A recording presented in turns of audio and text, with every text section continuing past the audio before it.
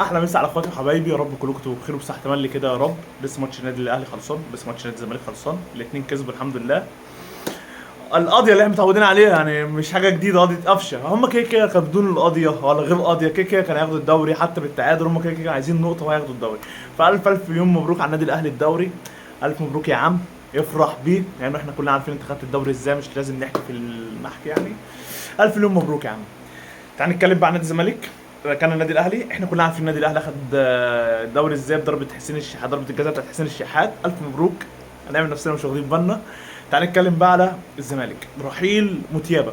موتيابا فسخ التعاقد مع نادي الزمالك بشكل ودي. هما الاثنين اتفقوا يا ابني انت هتفسخ ومش عارف ايه، وتيتو وشريط هتمضي على ملخص ان انت مالكش فلوس عندنا والدنيا تمام تمام.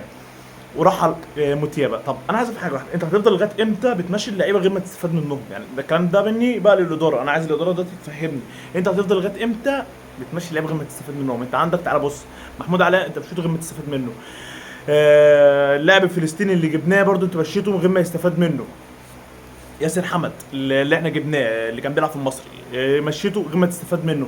ادي موتيابا مشيته غير ما تستفاد منه. ادي يوسف اوباما مشيته غير ما تستفاد منه.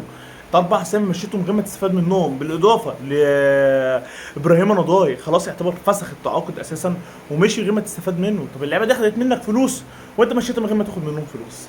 طب ليه؟ طب ما نجدد اللعيبه ديت وتطلعها اعارات او بيع او في صفقات تبادليه، ده اللي المفروض يحصل. فانا كلامي هنا للاداره، انت هتفضل لغايه امتى بتمشي اللعيبه غير ما تستفاد منها؟ فانا بوجه رسالتي للاداره، استفاد من اللعيبه. انت دافع في اللعيبه دي فلوس، ليه بتمشيها بدون فلوس؟ ما تاخد منهم فلوس. يعني انت دلوقتي عندك اوباما بيراميدز عايزه، طب ما توديه لبيراميدز بفلوس. ليه تسيب اوباما يروح لهم في صفقه انتقال حر من غير ما تستفاد انت بربع جنيه؟ فده انا نفسي الاداره تبقى تفتح عقلها شويه في الموضوع ده، مش مشوا اللعيبه بدون فلوس الكلام ده. استفاد من اللعبه اللي عندك، استفاد. انت مش مستفاد منهم داخل ارض الملعب، مش هتستفاد كمان منهم مش ماديا كمان يعني. استفاد من اي حاجه بقى، اطلع مستفاد في اي حاجه. دي الموسم انتهى ونادي الاهلي بطل الدوري، والف الف مليون مبروك النادي الاهلي وبس. سلام.